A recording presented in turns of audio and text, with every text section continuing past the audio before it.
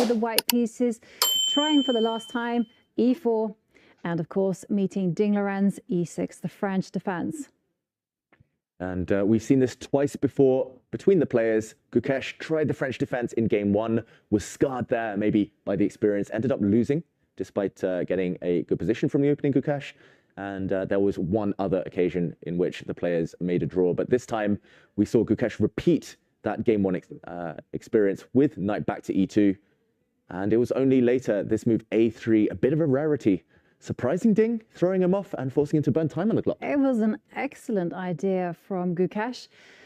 Ding reacted with bishop to e7. He had many other choices, but this one seemed very fluid, just concentrating on developing pieces.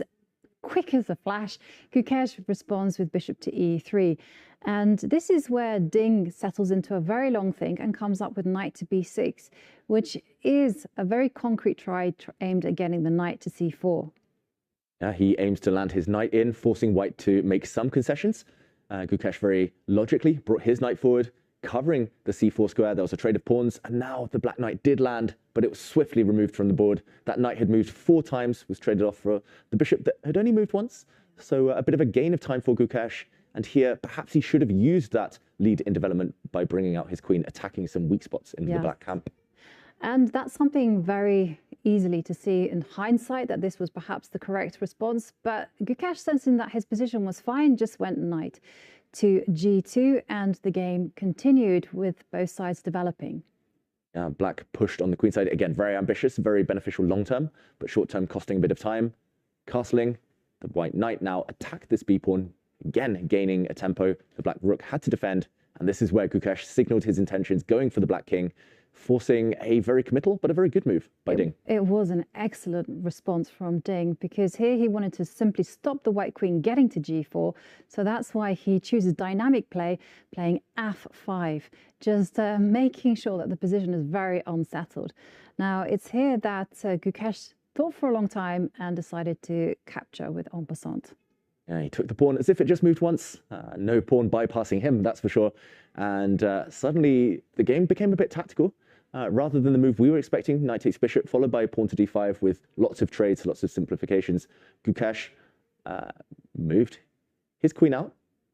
It's a very clever try just to keep the tension in the game, you know, attacking the knight and also signifying that they're going to develop their rooks towards the center. The white rook's coming towards the center there.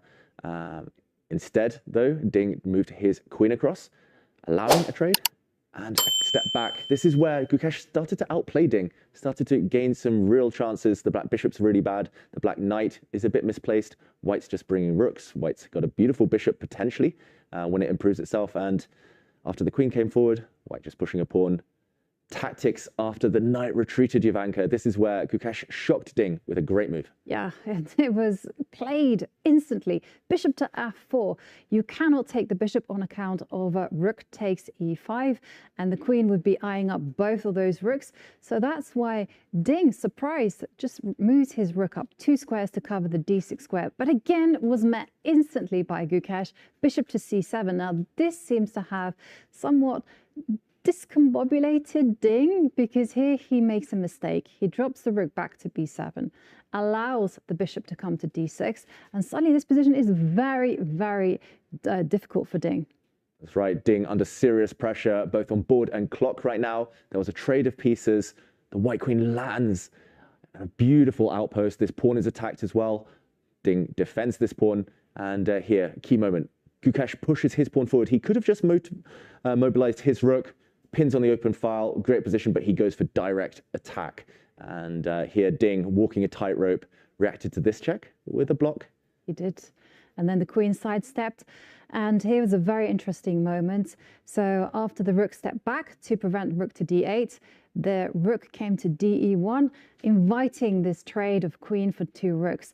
That was refused by Ding. That was actually probably the losing mistake. But here, instead of rook takes rook, followed by knight to e4, Gukesh missed his opportunity and instead went directly for knight to e4. And then here, Ding played perfectly. The only move for Ding to save the game is the one he played. He moved his rook to f8 and ultimately from here on out played perfectly, defended really well. The white knight forks the queen and rook. The rook moves out the way with a counterattack against the white queen. And we saw Gukesh try to keep the tension, try to keep pieces on the board, but ultimately everything started to get traded off. Rooks leaving first of all. Now Ding activated his queen with some threats of his own. And Jovanka, the rest always looked like it was going to end in a draw. Totally. Perfection from Ding. And there was absolutely nothing that Gukesh could do. So some extremely good defense, especially from C3, and wonderful, wonderful defense there by Ding. Yep, he pushed his pawns forward. He got the queens off the board a few moves later. And ultimately, this rook endgame ended in a draw. Gukesh tried, but ultimately not successful. A very fair result in the end, but frustration for Gukesh. Yes, and that means everything will be decided by tomorrow's last classical game, game 14. Ding will have the white pieces. We'll see what mood he comes to the table.